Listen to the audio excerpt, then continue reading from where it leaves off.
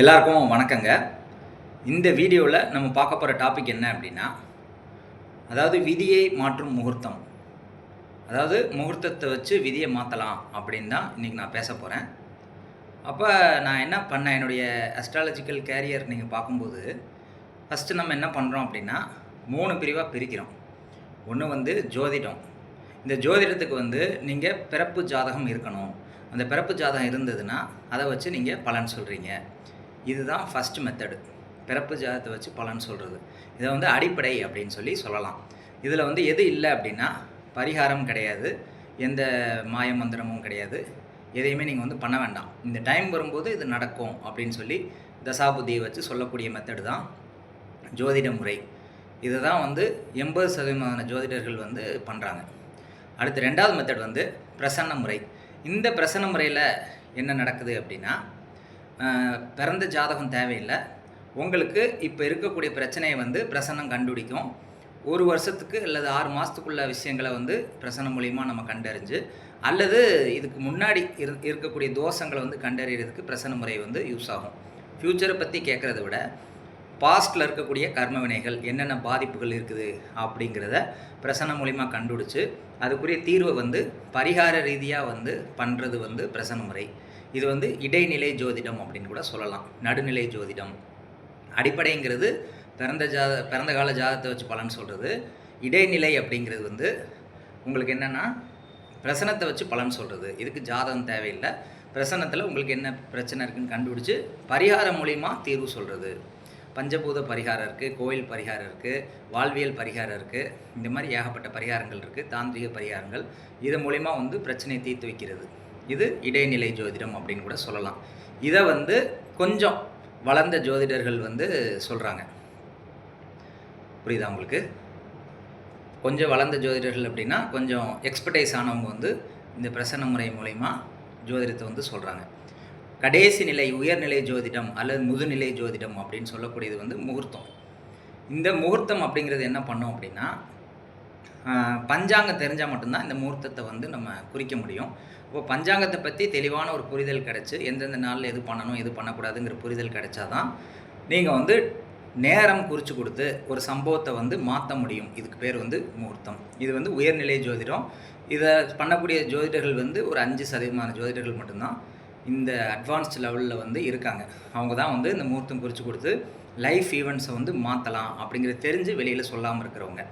இவங்க தான் வந்து அதிகமாக வந்து சார்ஜ் பண்ணுறவங்க, விஐபி ஜோதிடர்கள் அப்படின்னு கூட நீங்கள் சொல்லலாம். ஏன்னா எல்லாருக்குமே இந்த மாதிரி நேரத்தை குறித்து கொடுக்க முடியாது. ஏன்னா இந்த நேரம் குறித்து கொடுக்குற இது வந்து வருஷத்துக்கு ஒரு டைமோ அல்லது 6 மாதத்துக்கு ஒரு டைம் தான் அந்த நாளோ நட்சத்திரமோ அந்த நேரமோ குறிக்க முடியும். அது ரொம்ப ரேராக தான் நடக்குங்கிற காரணத்தினால இதை வந்து ரொம்ப இம்பார்ட்டன்ட் விஐபிஸ்க்கு உங்கள் லைஃப்பை இதை மாற்றுறதுக்கு, ஏதோ ஒரு சம்பவம் நடக்கிறதுக்கு நேரம் குறித்து கொடுத்து முகூர்த்தம் குறித்து கொடுத்து இந்த சம்பவத்தை வந்து நடக்க வைக்க முடியும். ஆனால் இது வந்து ரொம்ப லாங் டைம் வந்து கேப் இருக்கணும். ஒரு முகூர்த்தம் குறித்து கொடுக்கணும் அப்படின்னா இன்றைக்கி கொடுத்துட்டு 1 மாதத்துக்குள்ளே எனக்கு முகூர்த்தம் வேணும் அப்படின்னு நீங்கள் கேட்கக்கூடாது. மினிமம் டைம் வந்து 6 மாதம். 1 வருஷம் டைம் கொடுத்தீங்கன்னா அந்த வருஷத்தில் 2 முகூர்த்த நாள் அவ்வளோதான் வரும். அதை கரெக்டாக சூஸ் பண்ணி அதில் லக்ன ரீதியாகவும் அதை பார்த்து முகூர்த்தத்தை வந்து குறிக்கணும். இப்படி குறித்து கொடுக்கும்போது உங்களுக்கு ஜாதகத்தில் அமைப்பு இல்லாத விஷயங்களையும் இது வந்து மாற்றுது அப்படிங்கிறது தான் நான் கண்டுபிடிச்ச ஒரு உண்மை. இதை வந்து ஏற்கனவே இந்த மாதிரி முகூர்த்தம் குறித்து கொடுக்கக்கூடிய ஜோதிடர்கள்ட்ட நான் வந்து கலந்து ஆலோசித்து அதில் வந்து ஒருத்தர் வந்து கல்யாணமே நடக்காது, உனக்கு வந்து தொழில் வைக்கக்கூடிய அமைப்பே இல்லை அப்படின்னு சொன்னவரை வந்து இன்றைக்கி வந்து 300 கோடி அதிபதியாக வந்து ஒருத்தர் மாற்றிருக்காரு. அவர் கொடுத்த இன்ஸ்பிரேஷனில் நிறைய ஆய்வு பண்ணி நான் என்ன கண்டுபிடிச்சேன் அப்படின்னா, எல்லாத்தையுமே மாற்ற முடியும் அப்படிங்கிற விஷயத்தை வந்து நான் கண்டுபிடிச்சேன். ஆனால் அந்த மாற்றக்கூடிய முறைகளை வந்து யாரும் வந்து கற்றுக்கவும் தயாராக இல்லை, அந்த சீக்ரெட்ஸை வந்து யாரும் வெளியில் சொல்லவும் தயாராக இல்லை. அப்படிங்கிறதுனால நான் என்ன ஸ்டார்ட் பண்ணேன் அப்படின்னா, அடிப்படை ஜோதிடத்துலேருந்து பிரசன்ன ஜோதிடத்துலேருந்து எல்லா வகையான பிரசனமும் படிச்சிருக்கேன்.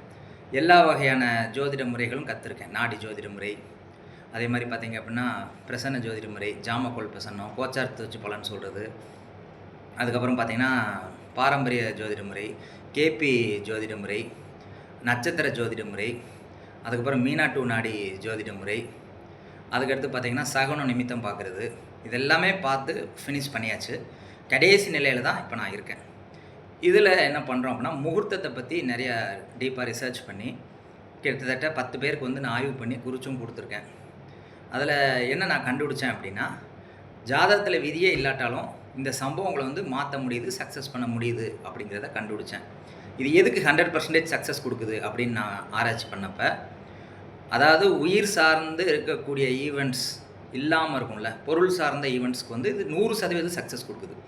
உதாரணத்துக்கு நீங்கள் வீடு கட்டணும். எப்போ வீடு கட்டலாம், எப்போ பூமி பூஜை போடலாம் அப்படின்னு கேட்கும்போது ஒரு முகூர்த்தம் குறித்து கொடுக்குறோம். அதே மாதிரி பார்த்தீங்க அப்படின்னா, வீடு வந்து ரொம்ப காலத்துக்கு வந்து நிலச்சி நிற்கணும். ஒரு லைப்ரரி கட்டுறீங்கன்னா ரொம்ப காலத்துக்கு நிலச்சி நிற்கணும். ஒரு திருமணம் பண்ணுறீங்கன்னா பிரிவினை வராமல் ரொம்ப காலத்துக்கு நீடிக்கணும்.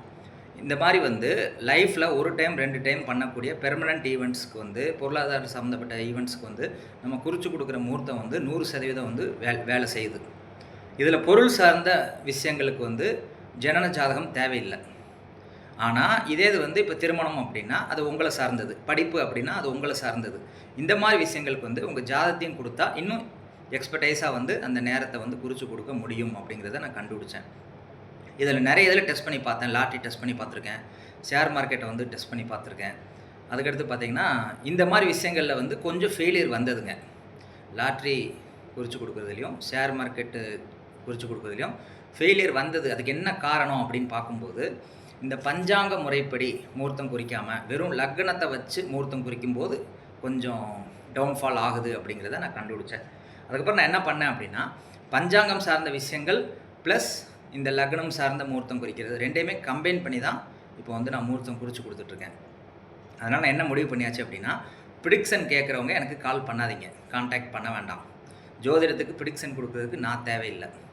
நடந்த சம்பவங்களை சொல்கிறதுக்கு யாருமே தேவையில்லை. இப்போ நீங்கள் ஒரு ஜோதிடர் தேடி போகிறீங்க, டிவிலெல்லாம் பேட்டி கொடுக்குறான், நிறைய வந்து சார்ஜ் பண்ணுறாங்கன்னு வச்சுக்கோங்களேன். அவங்கள்ட்ட வந்து நீங்கள் போய் ஜோதிடம் பார்க்குறீங்க அப்படின்னா எதையுமே வந்து அவன் தீர்வு சொல்ல மாட்டான் அப்படின்னா நீங்கள் பார்க்கறதுனால என்ன பயன்?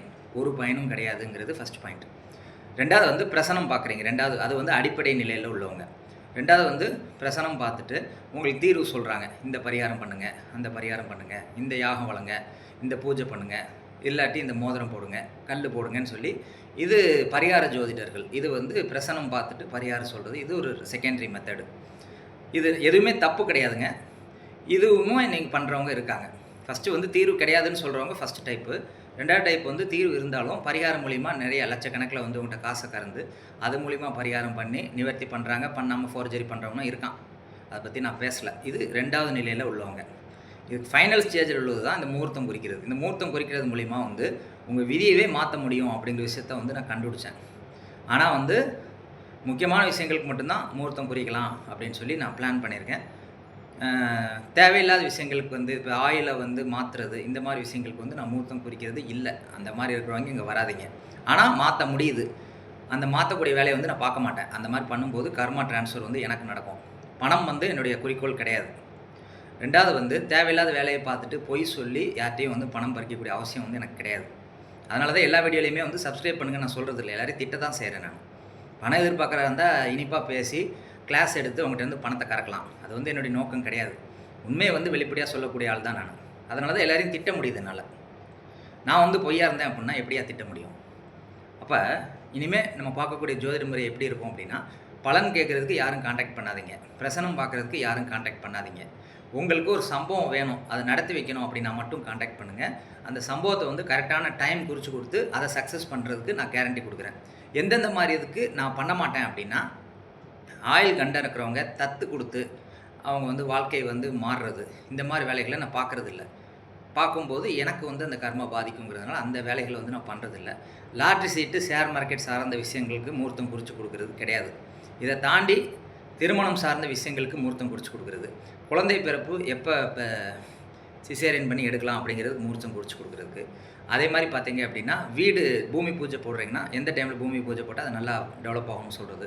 பிஸ்னஸ் ஓரியன்டாக நீங்கள் ஒரு தொழில் ஸ்டார்ட் பண்ணுறீங்கன்னா எந்த மாதிரி தொழில் ஸ்டார்ட் பண்ணலாம், அதே மாதிரி வந்து எந்த டைமில் தொழில் ஸ்டார்ட் பண்ணால் சக்ஸஸ் ஆகும் அப்படிங்கிறதுக்கு முகூர்த்தம் குறித்து கொடுக்குறது. ஃபாரின் போக முடியல அப்படின்னா எந்த டைமில் வந்து நீங்கள் முயற்சி பண்ணால் ஃபாரினில் வந்து ஜாப் கிடைக்கும். வருமானமே இல்லைன்னா எந்த டைமில் நீங்கள் ஒரு சம்பவத்தை செய்கிறீங்க, வேலையை செய்கிறீங்கன்னா உங்களுக்கு வருமானம் வரும்.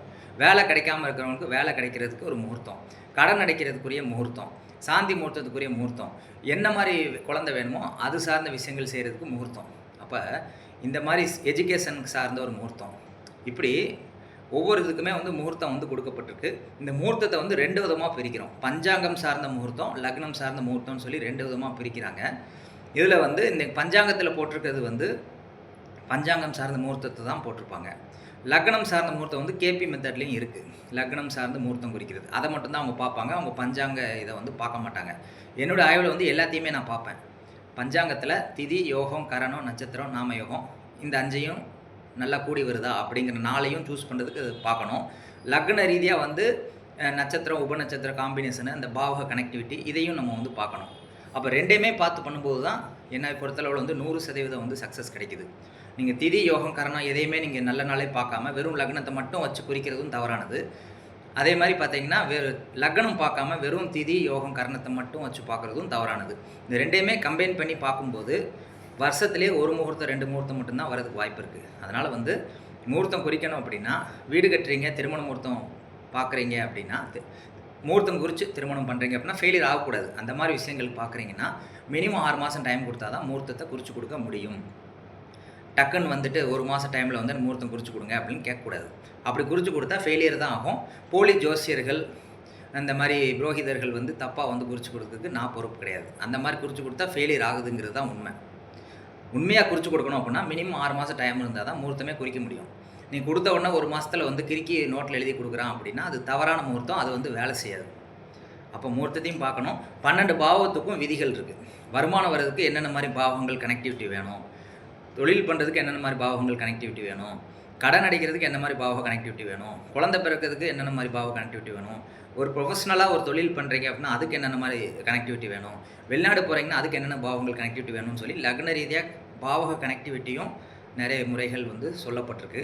ப்ளஸ் இது பஞ்சாங்க ரீதியாக பார்த்தீங்கன்னா கிழமை திதி இது ஒரு காம்பினேஷன், திதி நட்சத்திரம் இது ஒரு காம்பினேஷன், கிழமை நட்சத்திரம் இது ஒரு காம்பினேஷன், திதி கிழமை நட்சத்திரம் இது ஒரு காம்பினேஷன். இந்த மாதிரி காம்பினேஷனில் வந்து எந்தெந்த திதி நட்சத்திரம் காம்பினேஷன் வரணும், திதி கிழமை காம்பினேஷன் வரணும், நட்சத்திர கிழமை காம்பினேஷன் வரணும், திதி கிழமை நட்சத்திர காம்பினேஷன் வரணும்னு சொல்லி நிறைய விதிகள் கொடுக்கப்பட்டிருக்கு. இதுவே ஒரு 15 பாயிண்ட் இருக்குது. அதே மாதிரி வார சூன்ய ராசிகள் அப்படின்னு இருக்குது. இந்தந்த நாளில் வந்து இந்தந்த நட்சத்திரம் வந்து சேரக்கூடாது அப்படின்லாம் கான்செப்ட் இருக்குது. இந்தந்த நாளில் இந்தந்த திதி சேரக்கூடாதுன்னு கான்செப்ட் இருக்குது. இத்தனை விஷயங்களையும் பொருத்தி அது லக்ன ரீதியாகவும் கரெக்டாக வந்து உங்கள் ஜாதக ரீதியாகவும் அந்த குறிக்கக்கூடிய லக்னம் 6 to 12 வரக்கூடாது. இப்படிலாம் பார்த்து ரொம்ப ரிசர்ச் பண்ணி ஒரு முகூர்த்தம் குறிக்கிறதுக்கு 3 நாள் உட்காந்து ஆய்வு பண்ணணும். சும்மா பார்த்த உடனே நோட்டில் கிறுக்கி கொடுக்குறது வந்து முகூர்த்தம் கிடையாது. அப்படி நீங்கள் பார்த்து கொடுத்து விதியை மாற்ற முடியும் அப்படிங்கிறது தான் இதில் கண்டுபிடிச்ச விஷயம். இப்போ முகூர்த்தம் பார்த்து அந்த ஈவெண்ட்ஸ் நடக்கணும்னு நினைக்கிறவங்க என்னை கான்டாக்ட் பண்ணலாம். அதாவது அடிக்கடி நடக்கக்கூடிய ஈவெண்ட்ஸுன்னு ஒன்று இருக்குது. இப்போ ஃபாரின் போகிறதுனா அடிக்கடி ஃபாரின் போகலாம். கடன் அடைக்கிறீங்கன்னா அடிக்கடி கடன் அடைக்கலாம். இந்த மாதிரி விஷயங்கள் வந்து அடிக்கடி நடக்கும். இது ஒரு சம்மந்தப்பட்ட முகூர்த்தம், இது ஒரு முகூர்த்தம். ஆனால் லைஃப் டைமில் 1 டைம் 2 டைம் தான் நடக்கும் அப்படின்னா திருமணம் 1 டைம் 2 டைம் தான் பண்ண முடியும். வீடு வந்து அடிக்கடி கட்ட மாட்டோம், 1 டைம் 2 டைம் தான் கட்டுவோம். இந்த மாதிரி வந்து லாங் லாஸ்டிங் ஈவெண்ட்ஸுக்கும் முகூர்த்தம் குறித்து கொடுக்குறோம். இந்த 2 டைம் 2 விதமாக தான் வந்து நான் முகூர்த்தம் குறித்து கொடுக்குறேன். ப்ரிடிக்ஷனுக்கு வந்து நான் ஜாதகம் பார்க்குறதில்ல, அதே மாதிரி வந்து பொருத்தம் பார்க்குறதில்ல, இந்த களவு போச்சுன்னு அதெல்லாம் நம்ம தேடி சொல்கிறதெல்லாம் இல்லை. அந்த மாதிரி அடிப்படை ஜோதிடம், இடைநிலை ஜோதிடத்தெல்லாம் தாண்டியாச்சு. இப்போ வந்து நேரம் குறித்து கொடுத்து நீங்கள் என்ன நினைக்கிறீங்களோ அதை சக்ஸஸ் பண்ணுறது என்னுடைய பொறுப்பு. சக்ஸஸ் பண்ணி கொடுக்குறேன். விருப்பம் உள்ளவங்க கான்டாக்ட் பண்ணுங்கள். ஒரு முகூர்த்தம் குறித்து கொடுக்குறோம் அப்படின்னா 6 மாதம் டைம் கொடுத்தா தான் கரெக்டான முகூர்த்தத்தை வந்து குறித்து கொடுக்க முடியும். டக்குன்னு நீங்கள் அவசரப்பட்டீங்கன்னா முகூர்த்தம்லாம் குறித்து கொடுக்க முடியாது. இது எப்படி சொல்லலாம் அப்படின்னா ரிசல்ட் ஓரியன்டான ஜோதிடம். அதனால் வந்து பலன் பார்க்குறது என்ன நடக்கும்னு கேட்குறது இங்கே கேட்காதீங்க. பிரசனம் பார்த்துட்டு என்ன பாதிப்பு இருக்குது அப்படின்னு பரிகாரம் பண்ண மாட்டேன். இந்த 2மே வந்து செய்கிறதில்ல. முகூர்த்தம் குறித்து கொடுக்குறது, முகூர்த்தம் குறித்து கொடுத்து உங்கள் வாழ்க்கையில் வெற்றியடைய வைக்கிறேன். எந்த சம்பவம் நடக்கலைன்னா கூட இந்த முகூர்த்தத்தை கரெக்டாக குறித்தோம் அப்படின்னா அந்த சம்பவம் நடக்கும் அப்படிங்கிறது உண்மை. இது வந்து கண் கூட நான் வந்து பார்த்துருக்கேன். ஒருத்தருக்கு வந்து திருமணமே ஆகாது அப்படிங்கிறவருக்கு வந்து முகூர்த்தம் குறித்து கொடுத்து திருமண வாழ்க்கை சிறப்பாக இருக்குது. இவருக்கு வந்து தொழிலே அமையாது அப்படிங்கிறவருக்கு முகூர்த்தம் குறித்து கொடுத்து இன்றைக்கி 300 கோடிக்கு வந்து அதிபதி ஆக்கின கதை கிடையாது. உண்மையாக இருக்கக்கூடிய ஆளும் டெஸ்டிமோனியலும் இருக்குது. அதெல்லாம் பார்த்து வியந்து போய் முகூர்த்தத்தை வந்து ரிசர்ச் பண்ண ஸ்டார்ட் பண்ணது. எல்லாத்தையுமே மாற்ற முடியுங்கிற விஷயத்தை கண்டுபிடிச்சது. தேவைப்படுறவங்க முகூர்த்தம் சார்ந்த விஷயங்களுக்கு மட்டும் கான்டாக்ட் பண்ணுங்கள். ரிசல்ட் ஓரியன்டாக மட்டும்தான் இனிமேல் வந்து நான் சொல்கிறதா இருக்குது.